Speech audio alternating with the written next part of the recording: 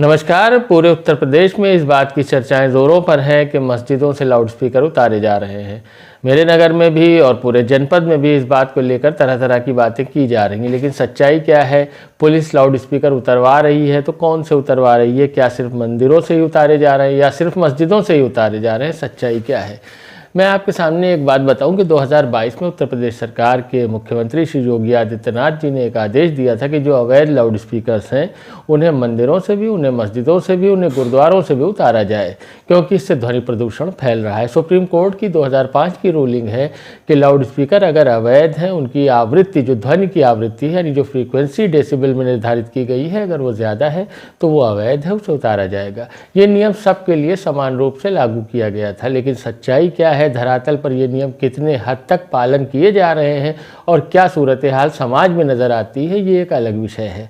लेकिन इस बार फिर वो 2022 का आदेश जो योगी आदित्यनाथ जी का था, उस पर फिर से पुलिस ने एक्शन लिया है। योगी आदित्यनाथ जी ने फिर से उसके जो फॉलोअप किया कि उस निर्देश का क्या हुआ, तो पुलिस एक्शन में आ गई है। हमारे यहाँ भी और आपके यहाँ भी हमें उम्मीद है कि इस पर तेज़ी से एक्शन लिया जा रहा होगा। हमारे यहाँ की जो ताज़ा सूचना है उस एतबार से कोतवाली प्रभारी श्री देवेंद्र प्रताप सिंह जी ने, हमने जब बात की तो उन्होंने बताया कि 8 की संख्या है जो लाउडस्पीकर उतारे गए हैं, लेकिन 1 महीने का अभियान है, सब जगह से लाउडस्पीकर उतारे जाएंगे, ये उनका कहना है। और उप जिलाधिकारी, हमने आगे आला अधिकारियों से संपर्क किया तो हमें नियमों के बारे में पता चला कि नियम असल में क्या कहते हैं।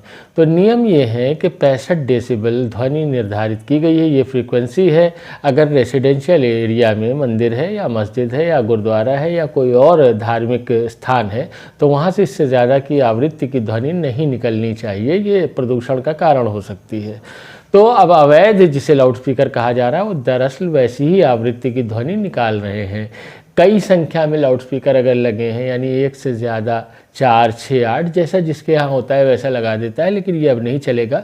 आपकी आवाज़, पहली बात तो टॉप प्रायोरिटी सरकार की ये है कि परिसर के भीतर ही रहनी चाहिए। लेकिन अगर आपने स्पेशल कहीं से परमिशन लिए संबंधित अधिकारी से, अगर आपके पास परमिशन है तो आप ज़्यादा आवृत्ति की ध्वनि बजा सकते हैं, लेकिन उसके लिए स्पेशल परमिशन की ज़रूरत है। जो एक दिन के प्रोग्राम है, जैसे शादी ब्याह है या कोई अन्य धार्मिक प्रोग्राम है, तो उसके लिए ये मुद्दा नहीं बनाया जा सकता कि ये कानून क्या कहता है। लेकिन परमानेंट 365 दिन अगर कहीं से तेज़ आवृत्ति की आवाज़ बजाई जा रही है तो वो इस नियम को तोड़ने का जिम्मेदार होगा। अब दूसरी बात, इस पर जैसे ही ये कानून फिर से एक बार एक्टिव हुआ, all India Muslim personal law board के प्रवक्ता श्री कासिम रसूल इलियास ने इसे मुसलमानों पर सीधा हमला मानते हुए कहा कि मुसलमानों के उत्पीड़न का ये एक तरीका है, इस योगी सरकार परेशान करना चाह रही है। लेकिन इसी को काउंटर करते हुए जब एक जर्नलिस्ट ने सवाल किया उप मुख्यमंत्री उत्तर प्रदेश श्री ब्रजेश पाठक से कि क्या ये मुसलमानों के उत्पीड़न के लिए कानून बनाया गया है, तो उन्होंने कहा नहीं, ऐसा नहीं है, ये नियम सबके लिए, सभी संप्रदाय, सभी धर्मों के लिए एक समान रूप से लागू किया जाएगा। तो अब उसके बाद मैं आपके सामने एक बात और ज़रूरी बता दूं कि शहरों में जो बड़े सिटीज़ हैं वहाँ तो कानून देखने के लिए मशीनें हैं, मेयार हैं, पैमाने हैं कि वो चेक करते हैं कि कितनी आवृत्ति और कितनी फ्रीक्वेंसी की यहाँ पर ध्वनि निकल रही लाउड स्पीकर से। लेकिन छोटी जगहों पर जैसे जायस है या अन्य छोटे छोटे गाँव हैं, वहाँ तो पुलिस के सिपाही जाते हैं और लाउड स्पीकर उतार देते हैं, जबकि कानून ये कहता है कि उनका पैमाना चेक किया जाए कि कितनी आवृत्ति की ध्वनि निकल रही है। तो ये सवाल है, यहाँ शायद यंत्र ही ना होंगे कि किस तरह चेक किया जाए कि ये 65 डेसिबल है या 70 डेसिबल है या 40 डेसिबल है।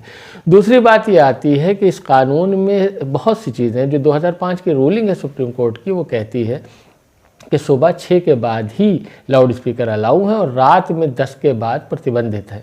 यानी सुबह 6 और 10 के बीच में, रात 10 के बीच में जो धार्मिक आयोजन है उनमें आप लाउड स्पीकर का प्रयोग कर सकते हैं। लेकिन योगी सरकार का जो निर्देश है उस एतबार से भी इसमें भी कई पेच हैं कि रेसिडेंशियल इलाके में जो आवृत्ति निर्धारित की गई है ध्वनि की, वो 65 डेसिबल से ज़्यादा नहीं होनी चाहिए। रात में 55 डेसिबल, यानी रात में और कम कर दिया जाएगा। कमर्शियल इलाके में 70 डेसिबल तक की छूट दी गई है, लेकिन रात में वो भी घटेगी और 65 डेसिबल हो जाएगी। तो अलग अलग तरह के, अगर आसपास अस्पताल है तो उसके लिए और मानक को छोटा किया गया है, यानी 55 डेसिबल से ज़्यादा की आवृत्ति नहीं होनी चाहिए। लेकिन फिलहाल समाज में बहुत सी तरह की चर्चाएं हो रही हैं लेकिन सच्चाई ये है कि नियम सबके लिए समान रूप से बनाया गया है और सबके साथ इसका एक तरह से पालन किया जाना चाहिए। बर्ताव भी पुलिस का सबके साथ एक सा होना चाहिए, तब इस कानून का लाभ भी है और सब लोगों के लिए जो माइक का और तेज़ आवृत्ति की ध्वनि का नुकसान है उससे भी बचा जा सकता है। लेकिन अगर एक तरफा कार्रवाई की जाती है तो यह समाज के लिए भी नुकसानदेह है और कानून के लिए भी नुकसानदेह है। फिलहाल हमारे पास सूचना यह है कि जायस में फ़िलहाल 8 जो कोतवाली प्रभारी श्री देवेंद्र प्रताप सिंह जी ने हमें बताया कि 8 लाउड स्पीकर उतारे गए हैं।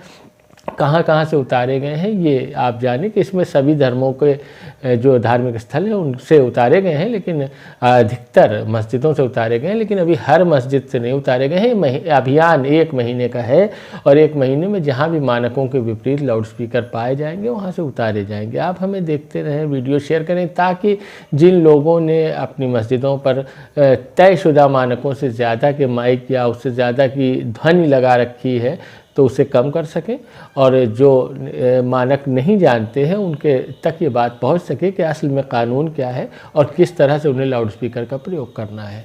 धन्यवाद।